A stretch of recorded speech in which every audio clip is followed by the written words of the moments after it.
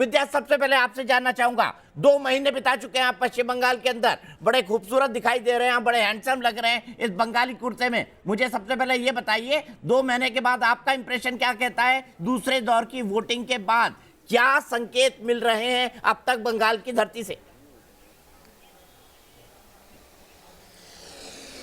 दीपक जी, लगभग 2 महीने तक यहां बिताने के बाद अब जो मैं महसूस कर रहा हूं, देखिए दूसरे चरण का जो मतदान है आज लगभग अब खत्म होने वाला है। 80% से ज्यादा, जैसा कि आपने बताया है, वोटिंग हो चुकी है।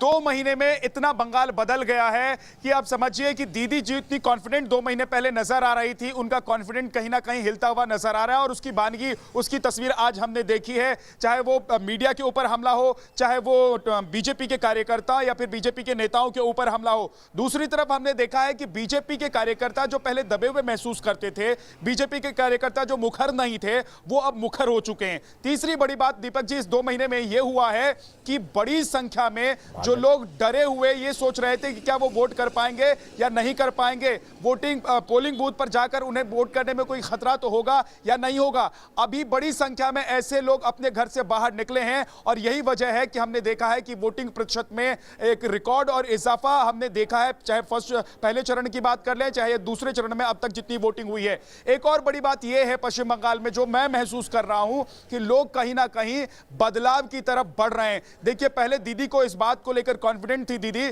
कि एक तबका ऐसा है, एक वर्ग ऐसा है जो उनके साथ खड़ा है। लेकिन जब दीदी को यह महसूस होने लगा दीपक जी कि वो तबका और उस तबके में कहीं ना कहीं सेंध लगना शुरू हो चुका है और वो तबका भी पूरी तरीके से दीदी के साथ खड़ा नहीं है और दीदी को अगर वो सपोर्ट भी करता है तो दीदी सत्ता में आने से बच सकती है, वो कहीं ना कहीं रुकावट खड़ा हो सकता है। और दूसरी तरफ जो बीजेपी की पॉलिटिक्स थी, बीजेपी ने जिस आधार पर, जिस तरीके से यहां पर आक्रामक तरीके से पॉलिटिक्स शुरू की थी, उसका अंजाम यह हो सकता है कि बीजेपी सत्ता में आ सकती है। तो दीदी ने, चाहे वो अपना गोत्र बताना हो, चंडी पाठ करना हो, या फिर दीदी ने जो भी जुमला, जो भी हथियार, जो भी दाव हो सकता था वो आजमा दिया दूसरे चरण के चुनाव से पहले। लेकिन आज जो तस्वीर हमने देखी है, नंदीग्राम की तस्वीर हमने देखी है, नंदीग्राम से बाहर की जो तस्वीर हमने देखी है, उससे कहीं ना कहीं दीपक जी ये लग रहा है कि पश्चिम बंगाल में दीदी को अब खतरा महसूस होने लगा है। खासतौर से नंदीग्राम के चुनाव में दीदी ने जिस तरीके से दोपहर में जाकर वो बाहर आई, दोपहर तक वो इंतजार करती रही। क्यों इंतजार करती रही